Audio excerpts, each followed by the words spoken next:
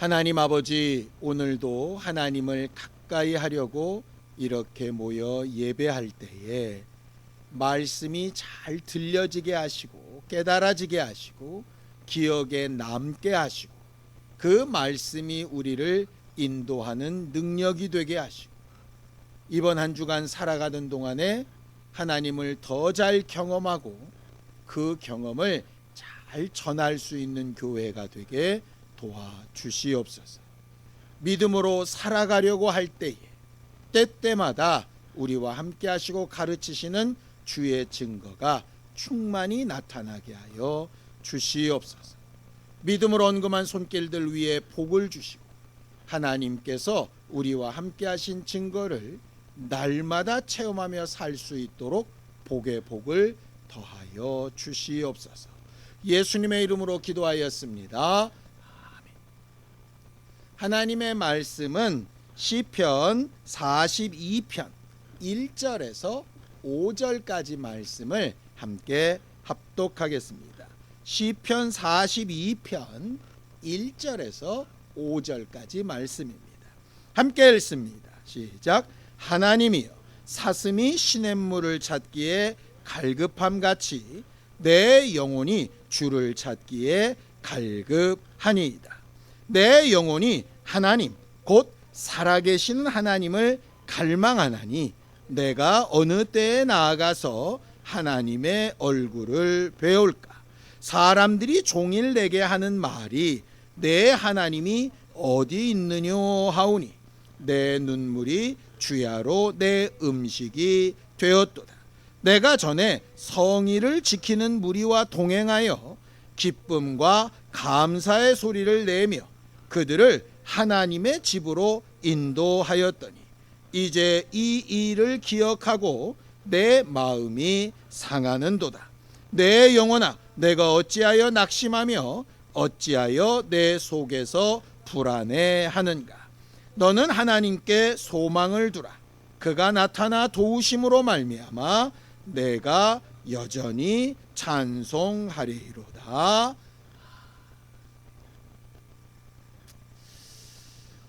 우리가 신앙생활을 한다라고 할 때 신앙생활을 하느냐 안 하느냐의 척도를 주로 교회에 나가냐 안 나가냐 이렇게 구분을 합니다. 교회 또 왜 나가냐? 교회 나가서 여러 활동들을 하지만 그 가운데 또 가장 중요하게 여기는 척도가 예배지요. 그러니까 교회 왔는데 예배 시간에 예배 참석 안 하고 주방에서 뭘 막 준비하고 있으면 마치 우리는 마음속에 마르다 같은 생각을 좀 하는 겁니다. 교회는 왔는데 예배는 참석 안 했어. 뭐 이런 거죠. 예배가 물론 중요합니다. 그런데 과연 예배가 뭐지? 라는 걸 이제 한번 생각해 보게 되는 거예요. 이렇게 공식적으로 자, 몇 시에 예배 시작, 축도로 끝나고 수고하셨습니다. 뭐 이게 물론 예배이기는 한데 과연 그게 그 형식이 정말 성경이 말하는 하나님이 말씀하시는 그 예배일까? 라는 생각을 하는 거죠. 그래서 근본적인 예배로 좀 돌아가 볼 필요가 있을 것 같아요. 예배라고 이제 번역된 원어들을 쭉 보면 뭐 여러 단어들이 있지만 그 모든 것을 공통점으로 하나 딱 묶으면 딱 한마디로 정의가 됩니다. 예배가 뭐냐?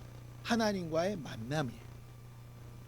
무릎을 꿇다, 손을 올리다, 찬양을 하다, 제물을 드리다, 뭐 말씀을 듣다, 뭐 여러 가지 단어로 예배가 번역되어져 있는데 그 모든 것들을 통틀면 뭐냐면 하나님 앞에 나아가서 만나다 이거예요. 하나님 앞에 나아가서 만나다. 우리는 세상 살아가면서 수없이 많은 만남을 가집니다. 그 만남에는 정말 즐겁고 좋은 만남이 있어요. 만나면 그냥 아무것도 안 해도 좋은 만남이 있습니다. 특별한 걸 하지 않아. 그냥 말 몇 마디 했는데 시간이 막 3-4시간씩 훅훅 가 있고 뭐 이런 만남이 있습니다. 또 반대로 정말 피하고 싶은 만남도 있어. 가능하면 안 하고 싶은데 어쩔 수 없이 하는 거, 뭐 그런 거 있습니다. 뭐 그렇게 피하고 싶지는 않은데 만나려고 할 때마다 부담스럽고 어려운 만남도 있습니다. 그런 거 있어요. 그리고 어떤 건 막 기대가 되는 만남도 있죠. 우리 스스로한테 좀 물어봤으면 좋겠어요. 나는 이 하나님과의 만남, 이 과연 어떤 성격인가? 그냥 해야 되니까 하는 만남인가? 아니면 그냥 아무것도 안 하고 그냥 가만히 앉아만 있어도 좋은, 그냥 그분 앞에만 있어도 좋은 그런 만남인가? 아니면 딴 게 많은데 그냥 괜히 안 하면 또 찝찝하고 그러니까 그냥 잠깐 난 했다 라고 하는 그런 만남인가? 이게 사람 따라 조금씩 다를 것 같아요. 예수님 시대에도 그런 게 있었죠. 예수님께서 자기 앞에 오는 많은 사람들한테 어떤 사람은 정말 진리를 알려고 나왔고, 어떤 사람은 병 고치러 나왔고, 어떤 사람은 떡 먹고 배부르러 나왔고, 어떤 사람은 자기 생각이 옳다는 인정을 받으러 나오기도 했었죠. 그 당시 예루살렘 성전에 예배하러 했던 사람들 중에 두렙돈을 냈던 과부처럼 정말 전심을 다해서 하나님 앞에 나아가 헌금한 사람도 있었고, 부자들처럼 소리를 크게 내가지고 뭔가 자랑스럽고 인정받고 싶어서 그렇게 헌금하며 예배했던 사람들도 있었고, 바리새인이나 제사장들처럼 자기가 당연히 해야 될 직무니까 해야 된 사람들도 있었죠. 그러니까는 똑같이 예배하고 똑같이 신앙생활하고 똑같이 하나님 앞에 나아가는데 이게 다 똑같은 상황은 아닌 것 같다. 그럼 나는 어떤 모습으로 이렇게 예배하러 왔나? 왜 왔나? 뭐 하러 왔나? 매주 예배 이렇게 왜 하고 있나? 뭐 이런 생각을 좀 해볼 필요가 있는 것 같아요. 우리는 예배하러 왜 나옵니까? 여러분들 하라고 하셨으니까 나옵니까? 아니면 뭔가 필요해서 나옵니까?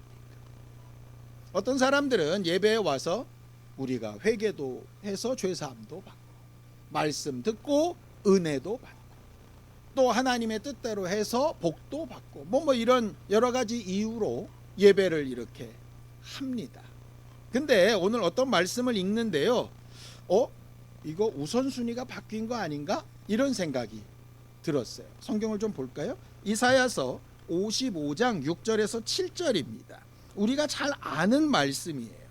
함께 읽습니다. 시작. 너희는 여호와를 만날 만한 때에 찾으라. 가까이 계실 때에 그를 부르라. 악인은 그의 길을, 불의한 자는 그의 생각을 버리고 여호와께로 돌아오라. 그리하면 그가 긍휼히 여기시리라. 우리 하나님께로 돌아오라. 그가 너그럽게 용서하시리라. 이랬어요. 저는 지금까지 예배하러 오면 회개해서 죄사함 받고, 예배하러 오면 은혜도 받고, 예배하러 오면 위로도 받고, 이렇게 생각을 했어요. 아마 여러분들도 그런 생각을 저랑 비슷하게 했는지 모르겠어요. 근데 이 말씀을 읽는데 갑자기 이게 뒤집어져서 보이는 거예요. 제가 좀 이상한지는 모르겠어요. 어떻게 보느냐, 이렇게 보이는 거죠. 너는 나를 만나야 되는데 만남에 방해가 되니까 죄의 길에서 돌아와야 돼. 긍휼히 여김도 받아야 돼. 관계 회복도 이루어야 돼. 왜? 만나야 되니까. 그러니까 우리는 하나님을 만나면, 예배를 하면 죄사함도 받고 복도 받고 은혜도 받고 이렇게 생각을 했는데, 하나님은 왜 은혜 받아야 되고, 왜 회개해야 되고, 왜 깨달아져야 되고, 왜 하나님을 알아야 되느냐? 나를 만나야 되니까. 이런 거죠. 그러니까는 이게요, 아무것도 아닌 것 같은데 이런 거예요. 저희 딸도 이제 결혼하다 보니까 결혼 준비라는 걸 하지 않습니까? 요새는 결혼 준비하면 기본이 스드메래요. 스드메. 스드메가 뭔지 아시죠? 전 몰라서 물어봤어요. 스튜디오 촬영, 드레스, 메이크업, 그리고 예식장 어디, 신혼여행 어디, 집은 어디서 살고 뭐 이런 거예요. 그러니까 결혼 준비하니까 보니까 어디가 들어나 봤더니 다 돈 들어가는 거야. 그러니까 그 준비하다가 지쳐가지고 못 살려. 근데 생각해 보세요, 여러분. 스드메 멋지게 하면 결혼 생활이 행복합니까? 물론 스드메 잘 못하면 불행할 수 있을 것 같아요. 예, 왜? 비교돼가지고 기분 나빠서. 그런데 스드메를 잘했다고 결혼 생활이 잘 되는 건 아니잖아요. 그러니까 결혼 생활이 잘 되기 위해서 스드메를 하는 거죠. 그렇죠? 예식장도 마찬가지, 하객들도 마찬가지. 그러니까는 이게 자칫 잘못하면요, 이게 주객이 전도된다니까요. 결혼 준비는 사실 두 사람이 마음 맞춰서 잘 살 수 있는 준비를 하는 거고, 그 준비 가운데 스드메도 있고 예식장도 있고 뭐 집도 있고 이런 건데, 어떻게 하다 보니까 이게 주가 되는 거예요. 그러니까 이걸 잘하면 마치 결혼 생활은 잘 따라올 것처럼 착각을 하는 거죠. 그러니까 우리의 예배가 혹시 이런 거 아닌가? 이런 생각이 드는 거예요. 그러니까 우리가 흔히 이런 얘기를 합니다. 11조 하면 복 받는다. 뭐 틀린 말은 아닌 것 같은데요.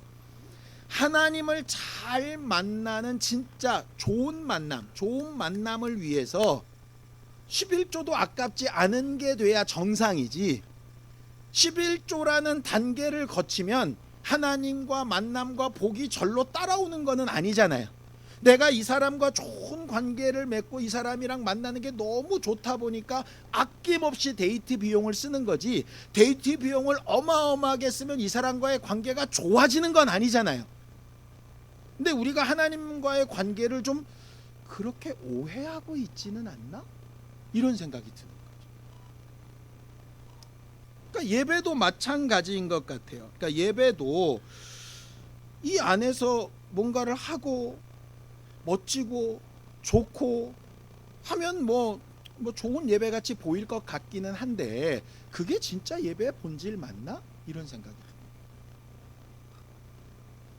우리가 예배할 때 적어도 이제 1년의 절반이 또 새로 시작하니까, 새로 시작한다는 의미에서 우리의 예배는 과연 나한테 어떤 의미지? 이걸 좀 생각해 봤으면 좋겠어요. 제가 간혹 이런 생각을 할 때가 있습니다. 이제 여름철이 되면 휴가 가거나 이렇게 되면 가족들끼리 여행 갈 때가 있잖아요. 가족들끼리 여행 왜 갑니까?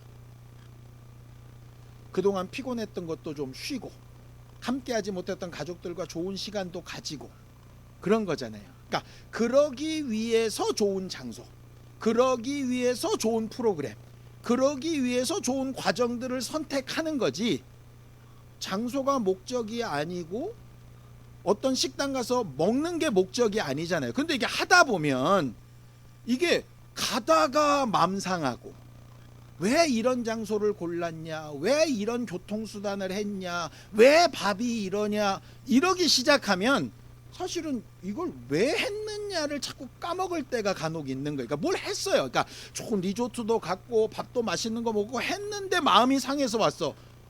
너무 피곤하고 힘들어. 그럼 도대체 이 휴가를 왜 갔을까 하는 근본적인 생각이 좀 들지 않나요? 그러니까 뭘 했어요. 내가 가장으로서 다른 가족과 비교해서 우리 애들이 기죽지 않으려고 나도 어디 해외여행 갔다 왔어, 뭐 이거는 좋은데, 정말 궁극적인 목적은 다른 데 있는 거 아니겠어요? 근데 우리가 뭘 하다 보면 자꾸 그 본질을 까먹는 경우들이 생기는 거죠. 자칫 잘못하면 우리의 예배도 그럴 수 있다는 생각이 드는 거예요. 예배도. 흔히 그런 얘기 합니다. 연애 생활처럼 결혼 생활이 될 거라고 생각하면 곤란하다는 얘기들을 많이 합니다. 왜 그러냐? 연애 생활은 말 그대로 각자의 삶이 있으면서 서로 잘 보이기 위한 시간이라면, 결혼 생활은 막말로 모든 걸 다 드러내놓고 이제 진짜 사는 거잖아요. 그럼 당연히 차이가 있을 수밖에 없지 않겠어요. 근데 이 본질을 모르면 속았다고 자꾸 그러는 거죠. 연애할 때는 안 그러더니 결혼했더니 속았다. 그러니까는 근본을 착각하면 근본이 아닌 거에 마음이 뺏기게 되는 경우들이 생기는 거죠. 그러니까 신앙생활을 한다고 하는데 실상은 아닌, 예배는 한다고 하는데 실상은 아닌, 분명히 예배의 모든 순서나 여러 가지 소스들은 다 했는데 실상은 아닌 뭐 이런 상황들이 벌어질 수 있게 돼요. 오늘 본문인 시편 42편은 고라자손의 시라고 이렇게 되어져 있습니다. 고라자손은 여러분들 잘 아시죠? 민수기 16장에 나온 일입니다. 고라자손은 레위자손이었고 레위자손 중에서도 제사장 지파였습니다. 근데 문제는 뭐냐? 제사장 지파는 제사장 지파인데 제사를 직접 드리는 폼나는 제사장 지파가 아니고 성막들을 등짐 찔러서 무거운 짐들을 나르는 그런 제사장 지파였던 거죠. 그러니까 교회 직분 중에도 앞에 나와서 막 설교하고 찬양 인도하고 하는 반짝반짝한 것도 있지만 화장실 청소하고 뭐 이러는 직분들도 있잖아요. 그러니까는 사실 폼나지 않은 직분이었죠. 똑같은 레위자손, 똑같은 제사장 직분, 똑같은 하나님의 일을 하는 사람이기는 한데 폼나지 않은 거였어요. 그런데 반드시 필요한, 하나님을 만나고 알고 하나님 앞에 제사하고 하나님 앞에 사람들을 이끌고 하는 일에 반드시 필요한, 그런데 반드시 필요한 그 일이라는 본질에서 떠나서 누가 더 잘났냐, 누가 더 좋아 보이냐로 가니까 결과적으로 뭐가 흐트러졌냐면 예배가 흐트러져 버렸죠. 그래서 자기 조상인 고라가 정말 저주받아 죽어버렸어요. 다행히도 그 자손들은 그 아버지의 혈연에 따라가지 않고 하나님 앞에 자기 직분을 지켜서 그 아버지를 떠남으로 살아남기는 했습니다. 그런데 늘상 고라 자손들한테는 따라붙는 얘기가 있어요. 제 조상이 그래서 망했어. 그들은 선택을 잘했거든요. 그런데도 여전히 고라 자손이라고 맨날 불리는 거예요. 자기들의 도움이 없이는 제대로 성막을 만들지도 못하는 사람들이 그 과거의 실수 때문에 계속 손가락질을 하는 거예요. 그게 고라 자손들이 가진 답답함이었던 거죠. 그게 사실이니까 사실 그거를 부인할 수는 없어요. 왜? 그게 팩트잖아요. 그러나 지금 자기들의 영적 생활은 그 단계가 아닌데 여전히 그렇게 욕먹고 있는 거죠. 그러다 보니까 이 예배라고 하는 게 얼마나 중요한가라는 것에 대해서 굉장히 많은 관심을 가졌던 게 고라 자손이었어요. 그래서 사람들의 인정을 받기보다는 하나님 앞에 나아가 인정받아야 예배의 본질이라는 걸 아주 철저하게 생각했던 사람들이 바로 고라 자손. 그래서 첫 마디에 이렇게 얘기하는 겁니다. 시편 42편 1절 2절입니다. 함께 1절 시작. 하나님이여 사슴이 시냇물을 찾기에 갈급함같이 내 영혼이 주를 찾기에 갈급하니이다.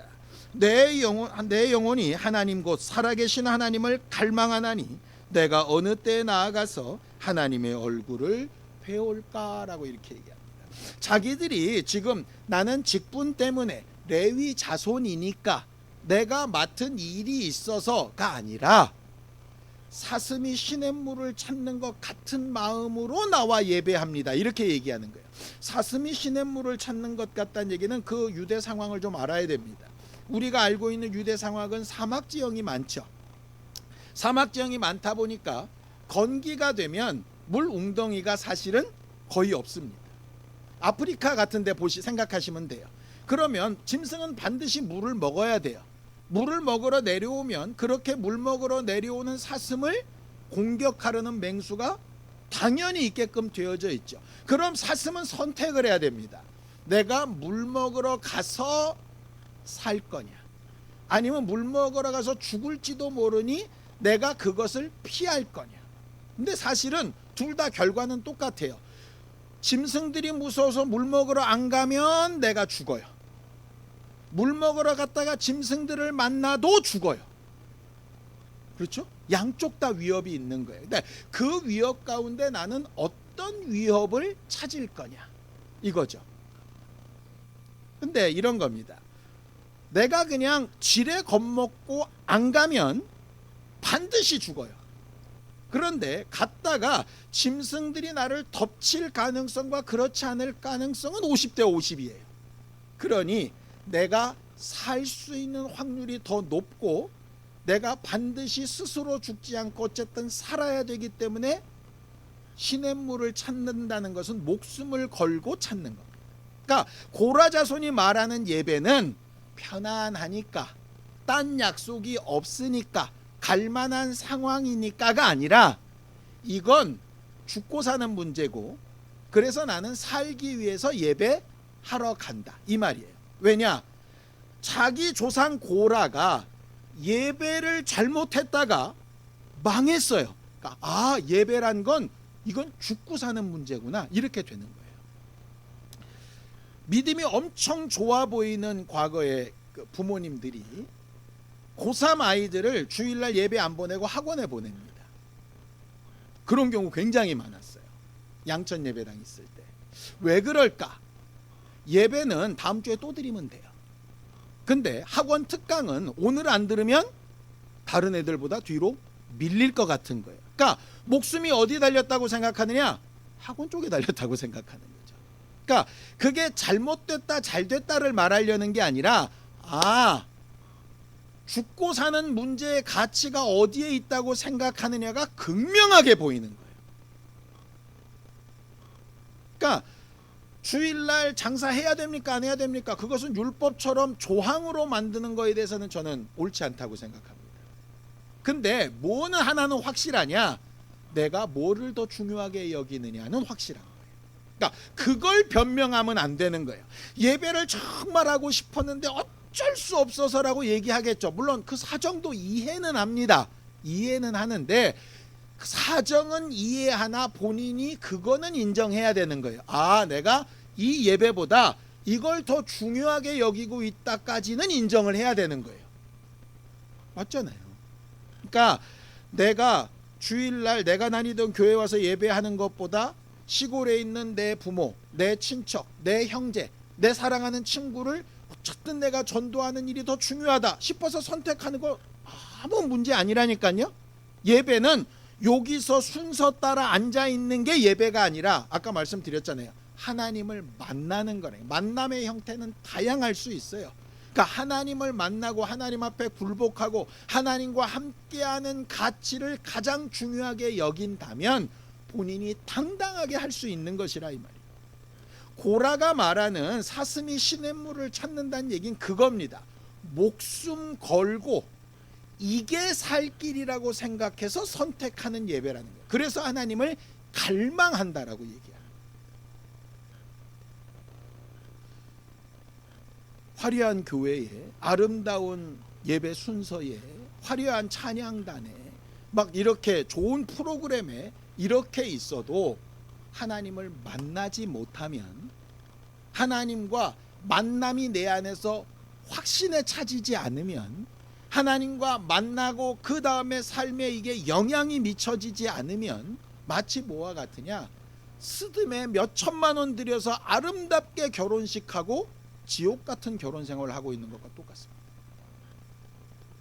그럼 나는 어떻게 신앙생활 할 거냐? 라고 합니다. 레위 족속이면 뭐라고, 제사장이면 뭐랍니까? 하나님의 뜻에서 벗어나니까 예배가 실패해요. 그럼 우리는 하나님의 뜻을 어떻게 알 수 있을까요? 성경엔 이런 말씀이 있습니다. 요한일서 5장 14절에서 15절입니다. 함께 읽죠. 시작. 그를 향하여 우리의 가진 바 담대함이 이것이니 그의 뜻대로 무엇을 구하면 들으심이라. 우리가 무엇이든지 구하는 바를 들으시는 줄을 안즉 우리가 그에게 구한 그것을 얻은 줄을 또한 아느니라. 잘 아는 말씀이죠. 여러분, 근데 이 말씀을 곧이곧대로 문장으로 해석하면 모순이 생깁니다. 뭐냐? 무엇이든지 주의 뜻대로 구하면 들으심이라. 그 앞절에는 돼 있어요. 그렇죠? 근데 그 다음 절에는 무엇이든지 구하면 들으시는 줄을 안다, 이렇게 돼 있어요. 그럼 뭐가 맞는 거예요? 뜻대로 구해야 들으시는 겁니까? 뭐든지 구하면 들으시는 겁니까?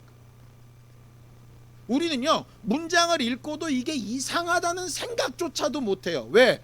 이걸 실제로 안 받아들이니까. 저는 목사이면서도 이럴 때마다 깜짝깜짝 놀랄 때가 있어요. 제가 말씀을 믿는다고 하고 가르친다고 전한다고 하면서 말씀이 실제로 느껴지지 않으니까, 실제로 말씀 안에 문제가 있는데도 문제가 문제로 안 느껴지는. 그러니까 나랑 상관없는 문제처럼 되는 거죠. 뉴스 같은데 요새 막 뭐 입시제도 문제, 킬러 문항이 어쩌고 막 이렇게 뉴스가 나옵니다. 그런데요, 정말 죄송하게도 내 아이들이, 특별히 올해는 시험 보는 애들이 없다 보니까 남의 동네 얘기 같은 거예요.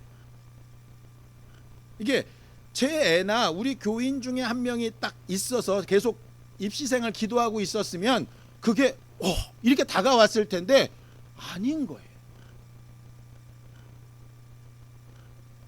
저는요, 회 되게 좋아하거든요. 그러다 보니까 막 뭐 오염수 얘기 나오면 오염수가 오기 전에 회를 먼저 많이 먹어둬야 되나 뭐 이런 생각이 들어요. 근데 날것 회를 전혀 안 좋아하는 사람은 사실은 남의 얘기처럼 들릴 수도 있어요. 왜? 내 문제가 아니니까. 그러니까 이런 겁니다. 하나님의 말씀을 들었을 때 문제의식이 생기면 이건 내가 그 말씀을 내 문제로 받고 있다는 거예요. 근데 듣기는 듣고 보기는 봐도 흰 건 종이요 까만 건 글씨다. 그러면 그 말씀이 내 문제가 아닌 거예요. 그러면 그 말씀을 아는 것도 아니고 믿는 것도 아니고 의지하는 것도 아니에요. 고개는 끄덕이고 있으나 전혀 내 안에 다가오고 있지 않은 거죠. 자, 이건 굉장히 중요한 문제입니다. 우리가 많이 기도하는데 뭐든지 기도하면 들으시는 겁니까? 주의 뜻대로 기도해야 들으시는 겁니까? 이게 되게 헷갈리는 문제예요. 만약에 뜻대로 구해야 들으신다면 우리는 구하는 것보다 뭘 먼저 해야 되느냐? 하나님의 뜻이 뭔지를 아는 게 더 중요합니다. 왜냐? 뜻대로 해야 들으시니까 뜻을 모르고 기도하면 그 기도는 무효인 거잖아요.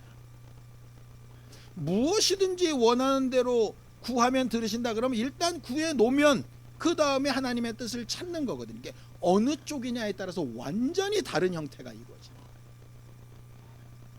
근데 이건 너무나도 정확하게 예수님의 상황을 보면 알 수 있어요. 예수님께서 말씀하시죠. 내 이름으로 무엇이든지 원하는 대로 구해라. 그렇게 얘기하세요. 단 응답은 내가 아버지의 뜻대로 할 거야. 이렇게 얘기하시는 거예요. 그러니까 이런 겁니다. 우리가 말씀을 잘못 읽으면 기도하면서 제안을 받습니다. 이거 하나님의 뜻에 안 맞으면 어떡하지? 이게 하나님의 뜻에 맞는 기도일까 아닐까? 이러면 기도에 제한을 받게 되지 않겠어요? 그러니까 섣부른 지식이 실상은 하나님과의 만남을 방해하는 거예요. 그러니까 이런 거죠. 부모는 자식이 어떤 모양으로든 내려와서 만나기를 바라는데 자식들은 그래도 용돈이라도 한 봉투 가져가야 될 것 같고 옷이라도 좀 제대로 사 입고 내려가야 될 것 같고 내려가면은 또 한 며칠이라도 자고 와야 될 것 같고 이렇게 생각하다 보니까 못 가겠다 이렇게 되는 거예요. 그러니까 봐야 되겠다가 우선이고 볼 때 어떤 모양으로 더 좋게 하면 좋겠으나 그렇지 못하면 적당히 포기하고 가서 보고 잠깐 점심만 한 끼 먹고 올라오더라도 그렇게 부모님 입장에서는 야, 뭐 이렇게까지 뭐하러 왔니? 하면서도 좋아하는 관계가 좋은 건데 우리가 생각이 너무 많아지다 보면 이건 이래서 안 될 것 같고 저건 저래서 안 될 것 같고 이런 거죠. 지난주 말씀드린 대로 전도도 해야 된다. 그럼 그냥 하면 되는데 하려면 요게 걸리고 조게 걸리고 시간이 걸리고 때가 걸리고 성향이 걸리고 이러다 보니까 아무것도 못하는 거예요. 기도도 마찬가지. 결국 하나님 앞에 뜻은 일단 내가 원하는 대로 구해놓고 그 다음에 하나님께서 응답하시는 상황을 따라서 뭘 하는 거냐? 하나님의 뜻을 발견해 가는 거예요. 일단 하나님을 만나고 대화를 하다 보면 그 사람 마음의 생각을 알게 될 때가 있잖아요. 우리가 흔히 그렇지 않습니까? 저 사람은 이럴 거야 라고 해서 아예 만남조차를 안 하는 경우가 있지 않습니까? 근데 일단 만나봐야 진짜 내 예상대로 그렇게 생각하는 건지 아니면 내가 오해를 하고 있었던 건지 아니면 서로 다른 얘기를 하고 있었던 건지 알아볼 수 있잖아요. 결국 예배는 뭐 하는 과정이냐 하면요, 내 모든 것을 하나님 앞에 내려놓고 일단 만나서 하나님이 바라시고 원하시는 바를 뭔가를 듣고 판단하고 함께 선택해 나가는 과정이어야 하는 거예요. 그런데 우리가 신앙생활 한다고 하면서 자꾸 어디에 매여 있느냐? 우리 혼자 생각에 너무 매여 있어가지고 하나님은 이럴 거야, 하나님의 뜻은 이런 걸 거야, 그러면서 넘겨짚는다. 그러면서 해야 될 일을 못하기도 하고 안 해야 될 일을 하기도 하고 오해한 상태에서 이상한 선택을 하기도 하고 이런 상황들이 벌어집니다. 부부관계도 마찬가지, 부자관계도 마찬가지, 친구들과도 마찬가지. 문제가 생기면 일단 만나서 대화해야 되는데 그게 쉽지 않아요. 그래서 하나님께서 만나자는 거예요. 그게 예배가 그래서 중요하다는 거예요. 이 자리에 와서 앉아있는 예배부터 시작해서 매 순간 내가 바라고 원하는 것과 하나님이 바라고 원하시는 것을 계속 대화해서 맞춰 나가는 게 예배인데, 우리는 그러지 않고 이렇게 앉아가지고 딱 듣고 내가 바라고 원하는 것만 딱 정리하고 그 다음에 이럴 것이야 그러고 그냥 제 맘대로 산단 말이에요. 그러면 하나님 앞에 예배의 형식은 분명히 갖춘 것 같은데 그 예배가 진짜 예배로서의 기능을 발휘하지 못하게 되는 경우들이 있지 않겠어요? 그러면 제대로 신앙생활하기 어려워요. 하나님은 우리에게서 예배하는 사람들을 계속 찾으십니다. 요한복음 4장 23절입니다.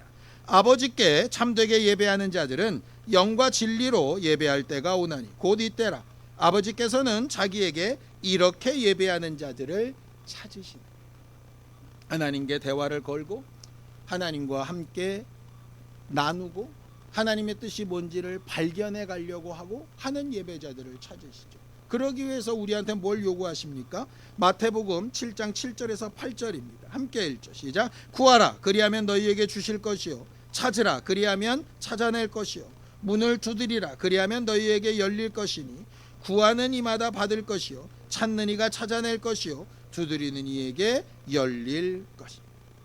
신앙생활은 믿음으로 살아가는 삶은 하나님이 찾으시는 사람이 되는 거고 또 반대로 하나님을 찾는 사람이 되는 것. 하나님은 어쨌든 있는 그대로 만나자고 하시는 분이에요. 나병 환자는 나병 환자의 모습 그대로, 가늠하다 잡힌 여자는 가늠하다 잡힌 여자의 모습 그대로 뭔가를 꾸미고 해결하고 만나는 게 아니라 만나는 거예요. 이게 해결되면 저게 해결되면 이 문제가 끝나면 그게 아니라 그냥 만나는 거예요. 안 되는 대로 어려운 대로 모자란 대로 부족한 대로 그냥 만나는 거예요. 하나님은 그렇게 하기를 원하시는 거예요. 고라자손 얘기를 아까 했는데 고라자손은 항상 뭔가를 하고 있지만 계속 뒤에 이름표처럼 붙어있는 고라자손이라는 게 있다고 그랬죠. 그러다 보니까 함께 예배하고 그들을 위해서 헌신하고 봉사하고 앞서 나갔음에도 불구하고 뒤통수에다 막 돌 던지는 사람들 때문에 마음이 엄청 상했던 때가 있었어요. 성경에도 얘기합니다. 시편 42편 4절입니다. 함께 읽죠. 시작. 내가 전에 성의를 지키는 무리와 동행하여 기쁨과 감사의 소리를 내며 그들을 하나님의 집으로 인도하였더니 이제 이 일을 기억하고 내 마음이 상하는도다 그랬습니다. 무슨 일이냐? 이 일이 뭐냐? 네 하나님 어딨냐? 너 그렇게 잘난 척하더니 하나님 어딨냐? 예수 믿고 잘된 게 뭐 있냐? 난 다 속았다. 뭐 이런 얘기를 하는 거죠. 사람들은 그럴 수 있어요. 왜냐? 나를 있는 그대로 받아주지도 않고 뭔가 자기들의 생각이나 자기들의 가치관에 맞춰서 재단해서 보기 때문에 사람들과의 만남을 하나님과의 예배처럼 할 수는 없습니다. 그러나 그들이 보는 눈이 하나님이 나를 보시는 눈은 아니라, 그건 성경 곳곳에 나와 있어요. 사람들이 볼 때는 부자가 믿음 생활 잘하는 것 같고 바리새인이나 서기관들이 굉장히 영적인 것 같지만 하나님 보시기에 달랐던 걸 여러분들이 기억하지 않습니까? 물론 사람들의 평판을 싸그리 무시하자는 얘기 아닙니다. 그들과도 함께 해야죠. 그러나 그들의 판단이나 그들의 평가보다 중요한 건 내가 지금 하나님과 제대로 만나고 있는 사람인가 하는 거예요. 그거를 내가 찾지 못하면 문제가 심각해져. 그래서 믿음으로 살아가는 삶을 위해서 성경이 고백하고 있는 건 바로 이 부분입니다. 시편 42편 5절입니다. 함께 읽죠. 내 영혼아 내가 어찌하여 낙심하며 어찌하여 내 속에서 불안해하는가. 너는 하나님께 소망을 두라. 그가 나타나 도우심으로 말미암아 내가 여전히 찬송하리라. 우리가 신앙생활 하다 보면 좋은 일도 있고 그렇지 않은 일도 있습니다. 쉬운 일도 있고 어려운 일도 생길 수 있겠죠. 그때마다 사람들의 평가나 보여지는 일들은 굉장히 다를 수 있을 겁니다. 근데 그것보다 중요한 건 나는 지금 하나님과 어떤 만남을 가지고 있는가 하는 거예요. 과거에 어떤 가정이 그냥 객관적으로 볼 때 별로 부유하지도 못하고 또 미래도 그렇게 막 잘 좋아 보이지도 않는 그런 가정이 있습니다. 그런데 둘은 엄청 행복한 거예요. 사람들은 얘기하죠. 이렇게 조금만 더 어떻게 좀 하지. 왜 저러는 게 해서 저러고 있나. 그런데 그 사람들은 정말 행복한 거예요. 그럼 어떤 가정이 좋은 가정인가요? 정말 행복하게 그렇게 잘 살고 있는 가정이 좋은 거예요? 아니면 좋아 보이는 가정이 좋은 거예요?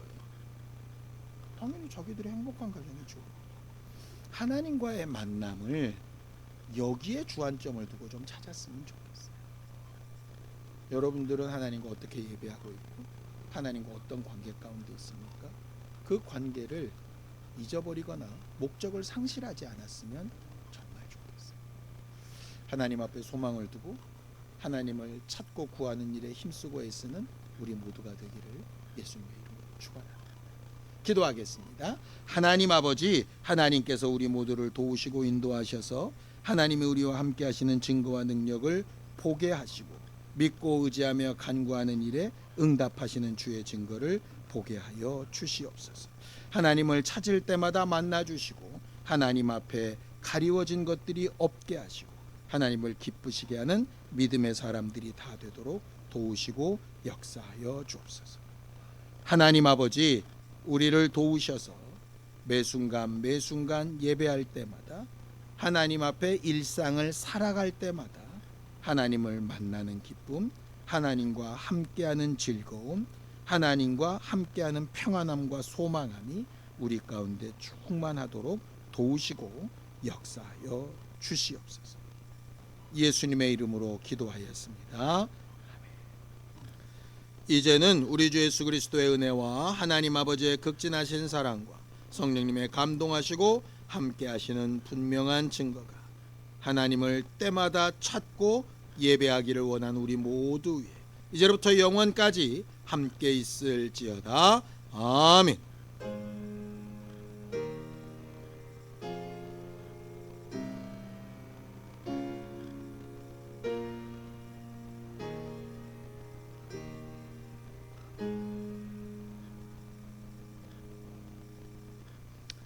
이번 한 주간 때마다 하나님과 함께하는 예배 성공한 우리 모두가 되기를 바랍니다. 수고하셨습니다. 감사합니다.